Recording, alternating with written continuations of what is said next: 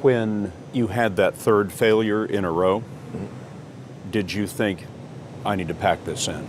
Never. Why not? I don't ever give up.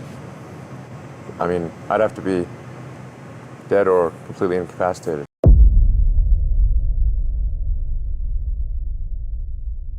Have a high pain threshold. That's it.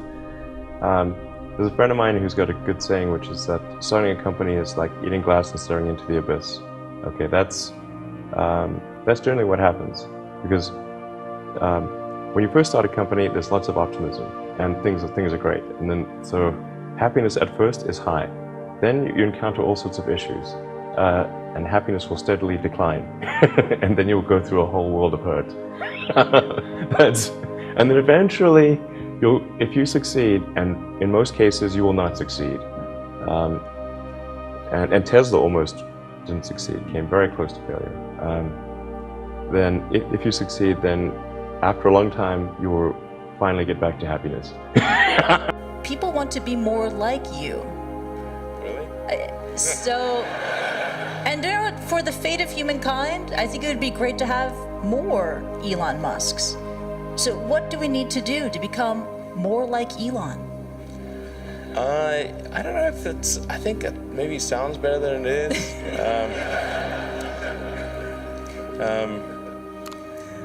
Yeah,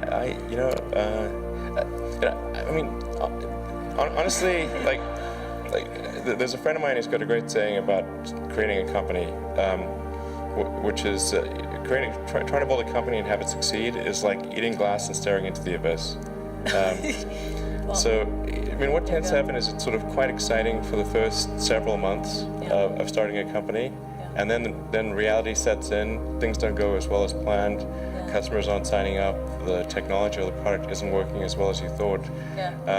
And then that can sometimes be compounded by a recession, and it can be very, very painful for several years. So I think, frankly, starting a company, I would advise people to have a high pain tolerance. People who've been in the rocketry business for decades, who say about you that you don't know what you don't know. Well, I suppose that's true of anyone. How can anyone know what they don't know? But when critics say you can't do this, your answer to them is, we've done it. You know, there are American heroes who don't like this idea. Neil Armstrong, Gene Cernan have both testified against commercial spaceflight and the way that you're developing it, and I wonder what you think of that. I was very sad to see that, because those guys are, those guys are heroes of mine, so it's really tough. You know, I wish they would come and visit and see the hardware that we're doing here. And I think that would change their mind. They inspired you to do this, didn't they? Yes. And to see them casting stones in your direction. It's difficult. Did you expect them to cheer you on? So they're hoping they would. What are you trying to prove to them? What I'm trying to do is to make a significant difference in spaceflight and help make spaceflight accessible to almost anyone. And I would hope for as much support in that direction as we can receive. Don't just follow the trend.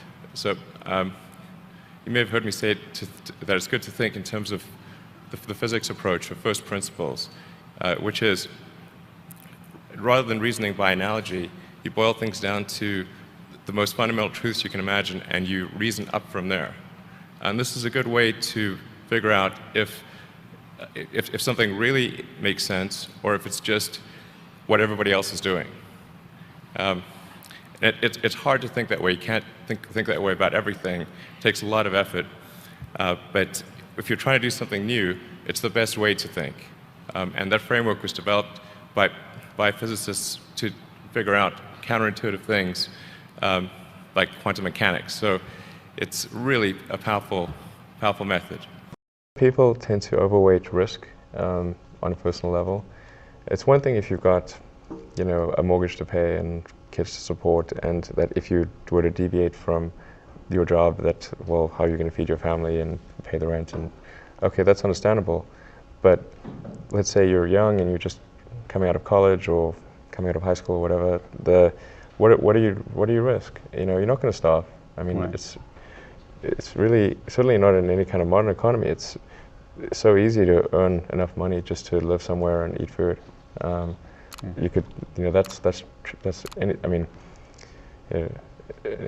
very easy to do. So I don't know what are they afraid of? They're mostly afraid of failure, I think, or Yeah.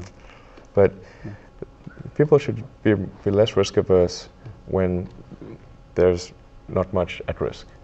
You got to make sure that whatever you're doing is a great product or service. It has to be really great. And I go back to what I was saying earlier, where I mean, unless it's like some new industry or new market that, if it's an untapped market, then the standard is lower for your product or service. But if you're entering anything where there's an existing marketplace against large entrenched competitors, then your product or service needs to be much better than theirs. It can't be a little bit better, because then you put yourself in the shoes of the consumer and they say, why would you buy it as a consumer? You're always going to buy the trusted brand unless there's a big difference. So a lot of times an entrepreneur will come up with something which is only slightly better. And it can't just be slightly better. It's got to be a lot better. And then just work like hell. I mean, you just have to put in, 80 to 100 hour weeks every week. Gosh, And that's then a lot of work. all those things improve the odds of success. Okay. I Great. mean, if other people are putting in 40-hour work weeks and you're putting in 100-hour work weeks, then even if you're doing the same thing, you know that in 1 year you will achieve what they achieve. You will achieve in 4 months what it takes them a year to achieve. Okay. I like your work ethic. So, all right. Thanks, Thanks. Elon. You need to work, depending upon how well you want to do, and particularly if you're starting a company, you need to work super hard. So what does super hard mean? Well, when my brother and I were starting our first company, instead of getting an apartment, we just rented a small office and we slept on the couch.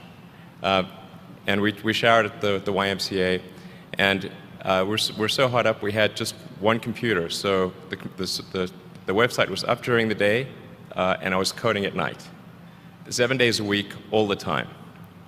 And I sort of briefly had a girlfriend in that period, and in order to be with me, she had to sleep in the office. So work hard, like every waking hour. That's the thing I would say particularly if you're starting a company.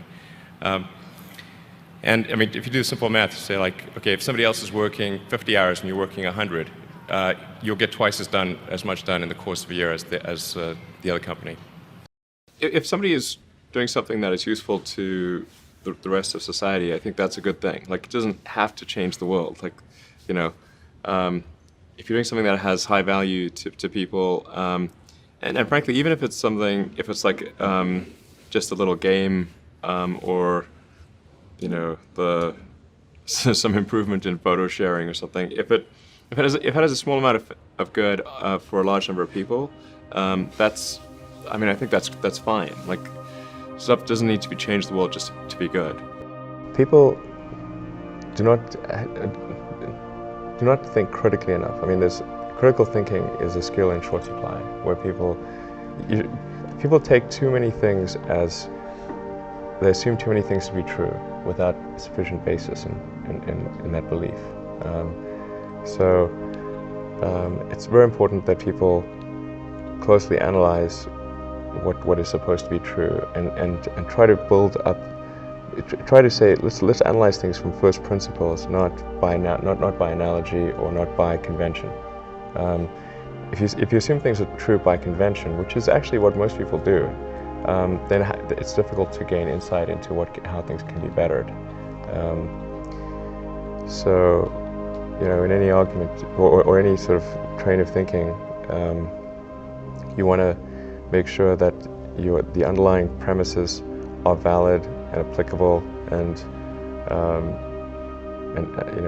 then in reaching a conclusion that the conclusion you're reaching is necessarily driven by the underlying premises and the interconnection between those premises. That may seem like a really simple thing to say, but most people don't do that. So it's really the foundation of rational thought. Constantly seek criticism.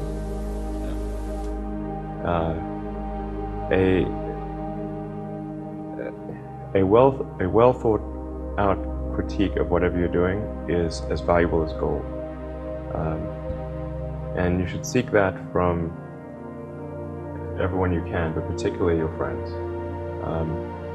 Usually your friends know what's wrong, but they don't want to tell you because they don't want to hurt you.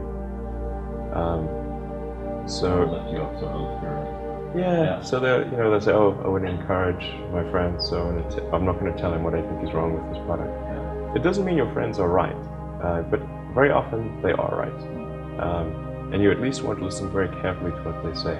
And to everyone, you're looking for, basically, you should take the approach that you're wrong. That you, the entrepreneur, are wrong. Your goal is to be less wrong. If you're creating a company or if you're joining a company, the most important thing is to attract great people. So either join a group that's amazing, that you really respect, or if you're building a company, you've got to gather great people. I mean, all a company is a group of people that have gathered together to create a product or service. And so depending upon how talented and hardworking that group is, and the degree to which they are focused cohesively in a good direction, that will determine the success of the company. So do everything you can to gather great people if you're creating a company. 구독과 좋아요, 그리고 알림 설정을 잊지 마세요.